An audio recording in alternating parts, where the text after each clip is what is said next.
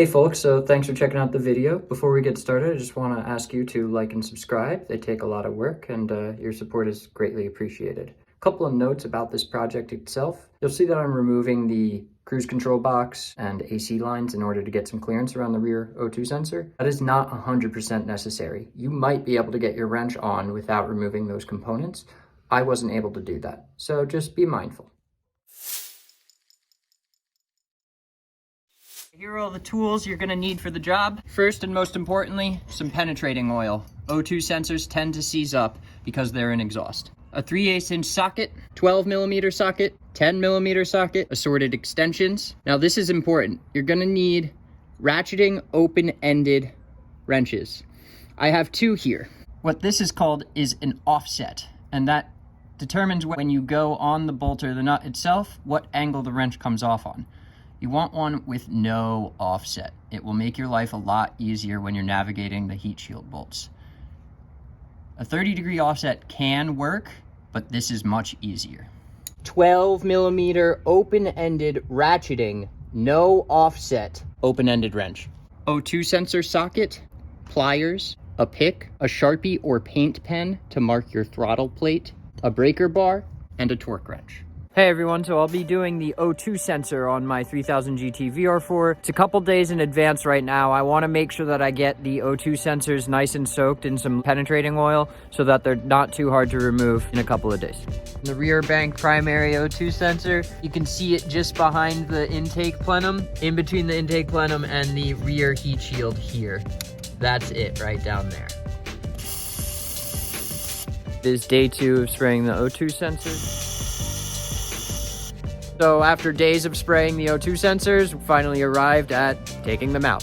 For the rear O2 sensor, it's a little bit easier. Just remove this turbo intercooler boost intake pipe and pull the heat shield with it, and you'll be able to get a wrench down there and pull it off. Okay, so to remove this turbo boost intake pipe, we need 10mm and 12mm socket wrenches and a couple of extensions for 1, 2, and then behind the pipe itself, right down there, 3. That's a 12mm bolt. Once you pull it out, you should be able to get the pipe out. We might need to disconnect the throttle as well. So we're gonna remove the rear intercooler pipe, starting with the back one. We need a 12mm socket with an extension so that you have the clearance to swing your wrench. 1, another 12mm bolt right here.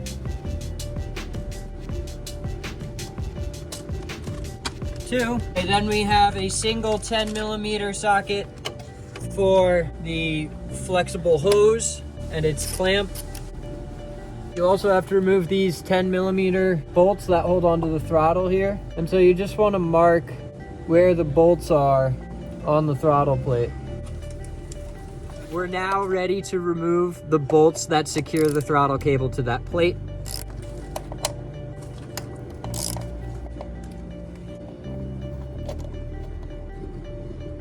You can see where it used to be.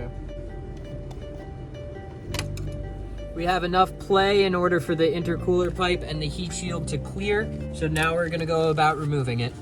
Okay, so these flexi hoses can be a little challenging. I like to use these nice interior panel clip removers. They're gentle and they work.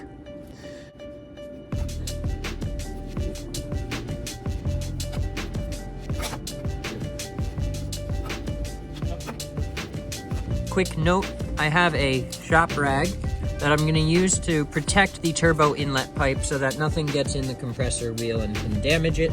And we're ready to remove the pipe.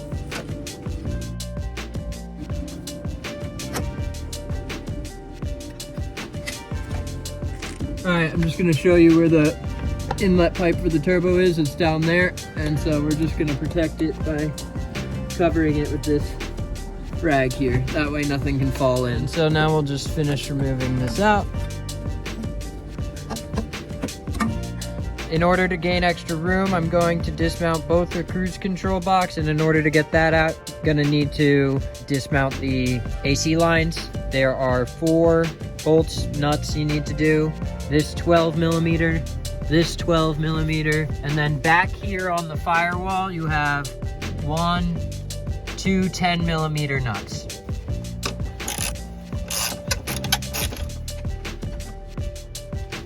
And the second 12 millimeter nut.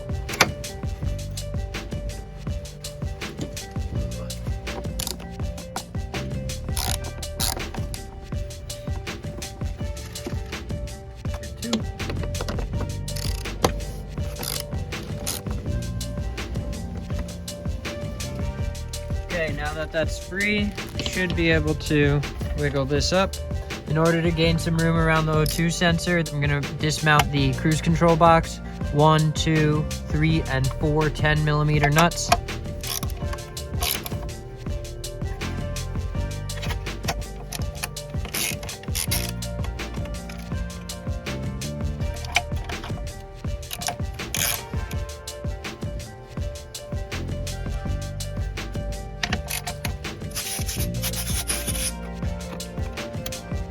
If you want a little extra room when you're moving the cruise control box, and remove this 12 millimeter firewall bolt. It holds on to one of the cables that goes to the cruise control box here.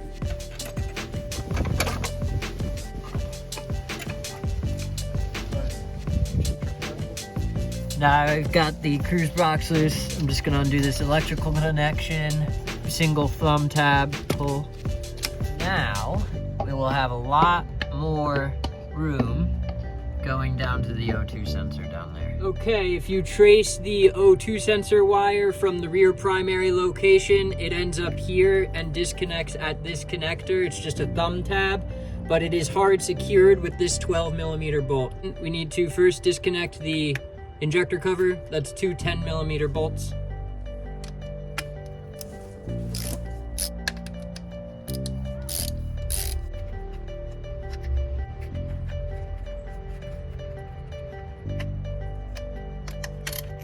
Be mindful that there's a washer on this. Okay, now we got the injector cover loose. We got the mounting bolt off. We can disconnect the harness. Okay.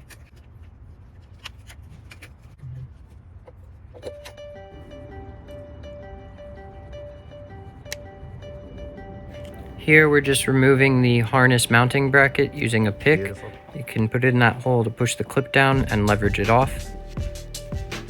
Let's see if we can get this wrench on here.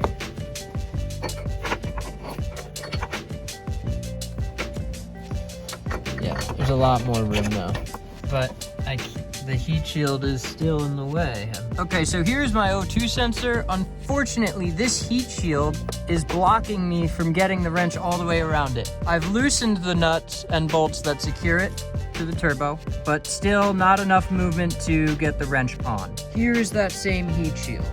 As you can see, it's oriented like that. According to everyone online, this heat shield does not get in the way of the O2 sensor.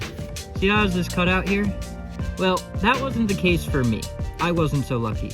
So I had to break the bolts loose, and I still didn't have enough space. So what I finally ended up doing was removing this back one right here and loosening these two as much as possible without actually unthreading it. Now I have enough play, and I've managed to get the O2 sensor wrench on the rear primary O2 sensor. Okay, finally got the wrench on there. I'm just gonna use my breaker bar.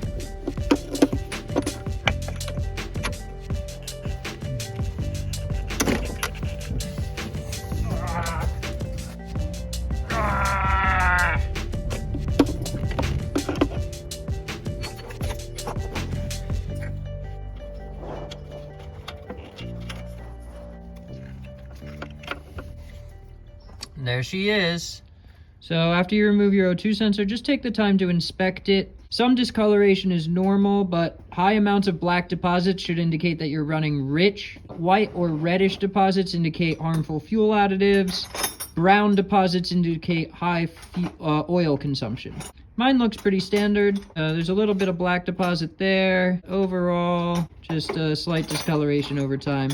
This is for the rear primary, part number 2344631. Whenever you're handling oxygen sensors, just be careful not to touch the part that goes into the exhaust itself. And now we're just gonna apply some anti-seize. Be pretty liberal with this stuff. Just don't get any on the sensor itself, only on the threads.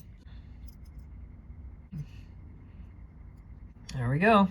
Just a way to get this down in here.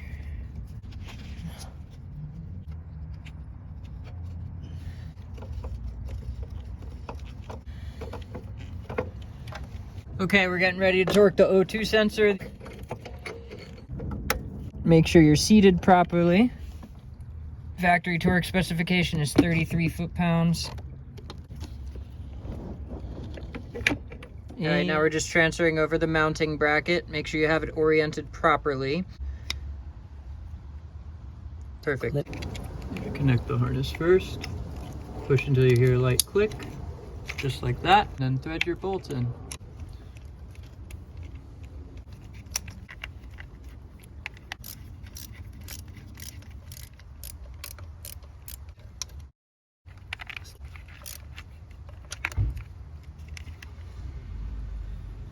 Rear primary O2 sensor installed.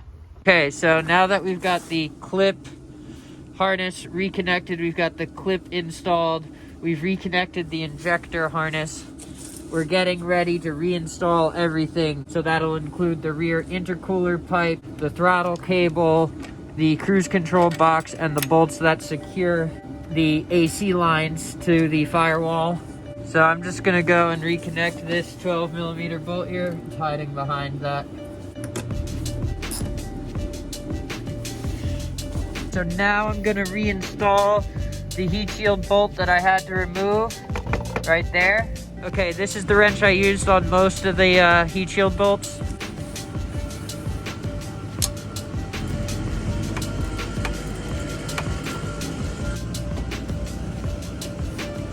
Okay, sorry about the background noise, but down there, right there, is one of the visible heat shield bolts. Same thing, I'm gonna use the 12mm ratcheting open ended wrench.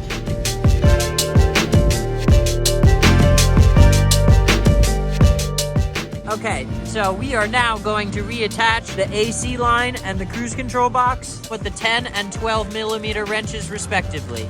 I've got all my bolts bagged and tagged here. Do the cruise control box first.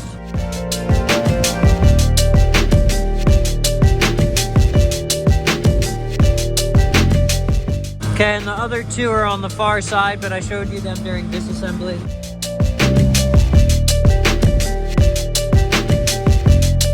Okay, to thread this last nut on, I'm putting it in the wrench first.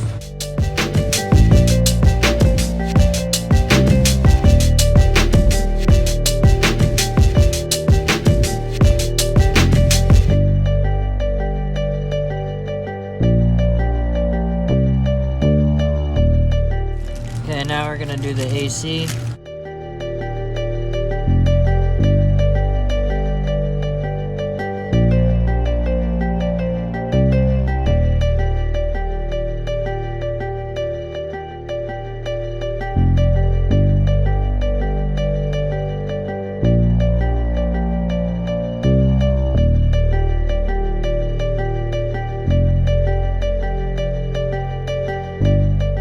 Now that we've got everything reconnected here, everything but the throttle, we're gonna pull the rags from the intercooler pipes, and then we're gonna reinstall the intercooler pipe now. Throttle cable's still loose because you need the maneuverability to get past it.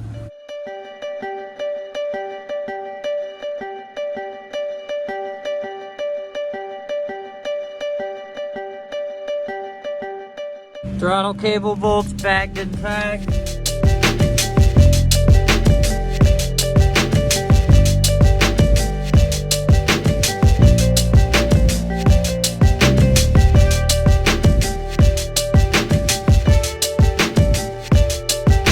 Okay, then we got the two 12mm bolts.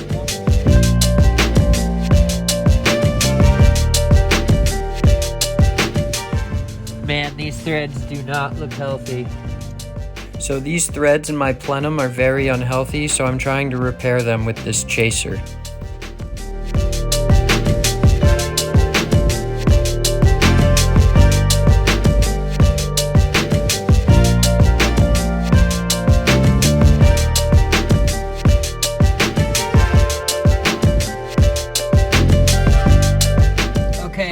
managed to repair these threads using a thread chaser. Just be careful. It's really easy for this intercooler pipe to not be lined up with their holes. So you want to make sure that you get it lined up properly.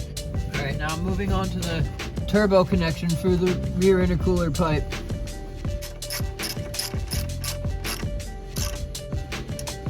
Now that that's done, just gonna reconnect the intercooler hose here.